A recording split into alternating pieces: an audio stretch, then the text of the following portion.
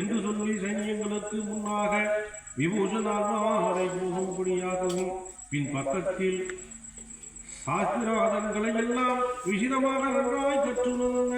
சமகுணரான ஸ்ரீ ஆஞ்சநேயரை வரும்படியாக நியமித்து நமக்கு பின்னாக பெருமாள் இழந்துள்ள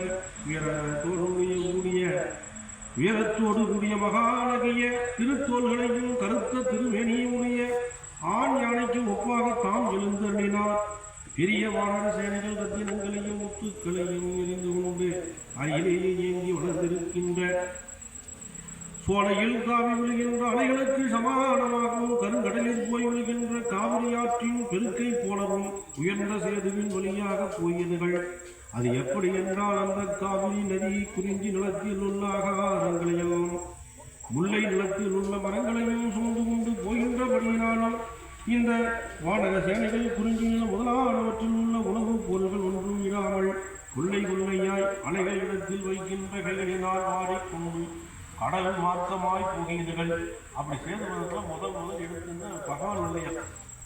முன்னாடி விபூஷணாழ்வாரையும் அதுக்கு பின்னாடி அஞ்சலி செல்வன் அனுமானையும் அதுக்கு பின்னாடி தான் பகவான் ஒரு அழுத்தினால இளையப்படுவார். அந்த சேதுவானது அழுத்தும்படியாக விதித்து கொண்டு ஒருவர் போன வழியில் ஒருவர் போவதினாலே காலடிபட்டு தேய்ந்து அந்த வழியில் சமுத்திர அலைகள் வாயிற போதெல்லாம் குதிரை மேல் ஏறி சவாரி செய்து கொண்டு போகிறவர்களைப் போல வானர வீரர்கள் குதித்து காவை கொண்டு போனார்கள். அப்படி போகும்போது ஒருவர் தேகத்தோடு ஒருவர் தேகம் விருங்கி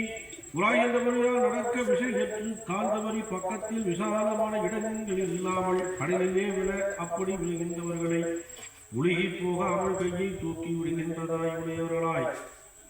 கை கொடுத்து தூக்கி வரிசையாக அழைத்து கொண்டு போக இப்படி அநேக வானர வீரர்கள் போனார்கள். அநேக வானர வீரர்கள் கருக்கொண்ட மேகத்துக்கு சமானமாக கருத்த ஸ்ரீ ராமமூர்த்தியும்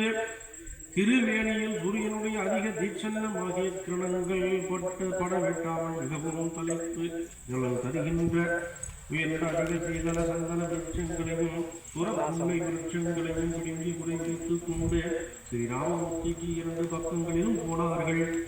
அநேக வானர வீரர்கள் தெய்வீகம் பொருந்திய அநேகமான யாகாதிகளை செய்யும்படியாகிய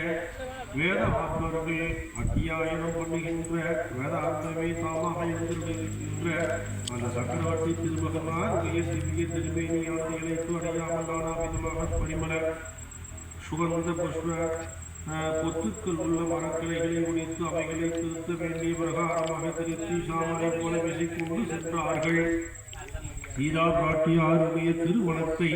திருவுள்ளத்தில் நினைத்து தம்முடைய ரத்தின கணங்கள் பொருந்திய திருக்கரங்களை கடாசித்துக் கொண்டு யுத்தத்தின் பேரில் ஈச்சை கொண்டு போகிறவர்களான வானர சேனைகளுடனே சமுத்திரத்தை தாண்டி கரையேறினார்கள். தேவாமிர்தத்துக்கு சமானமாகிய தமது திரு தம்பியாரோடும் சுக்ரீவ மகாராஜா விபூஷணாழ்வார் அனுமார் முதலான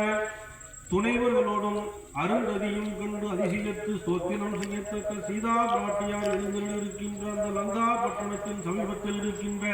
ஒரு பெரிய மலையின் மேல் தேவர்கள் பெரும் தவம் செய்து பிரார்த்தித்ததின் பொருட்டு வந்து அவதரித்து அண்ணன் ஸ்ரீராமமூர்த்தி யானவர் எழுந்தருளி நீல என்கின்ற வானர சேனை வீரனை பார்த்து, அப்பா நீலா, நம்மோடு கூட வந்த சைனியங்களுக்கு எல்லாம் பாடி கூடாரம் நீ செய்விக்க வேண்டும் என்று ஆக்கியாபித்தார். அந்த மாத்திரத்தில் அந்த சுவாமியினுடைய திருவடிகளை நமஸ்கரித்து விட்டு போய் சமுத்திரத்தில் அணை கட்டி வழி செய்தவனான நலனுக்கு சுவாமி நியமித்த கட்டளை விவரமாக சொன்னார். அதை கேட்ட நலன் தன் பிதாவாகிய மயனும் நாணமடையத்தக்க அந்த இடத்தை சதுர்படுத்தி தலைவர்களான சுக்ரீவ மகாராஜா விபூஷன் ஆழ்வான் என்று சொல்லப்படுகின்ற இருவர்களுக்கும் மற்ற யாவர்களுக்கும் அவரவர்களின் நிலைமைகளுக்கு ஏற்க தக்கப்படிய பிரம தேவனால் சிருஷ்டிக்கப்பட்டது போல புண்ணி நாடு தினங்களினாலும் பாடி கூடாரம் அமைத்து தகுலாரணமரான செவி கோதண்ட பாணி எழுந்தருடன் இருக்கத்தக்க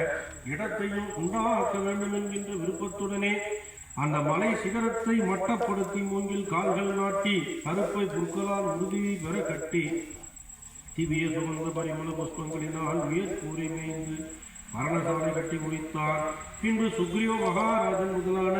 யாவர்களும் தந்தமது வாச எஸ்தனங்களை நோக்கி எல்லா ஜீவகொடிகளிடத்திலேயும்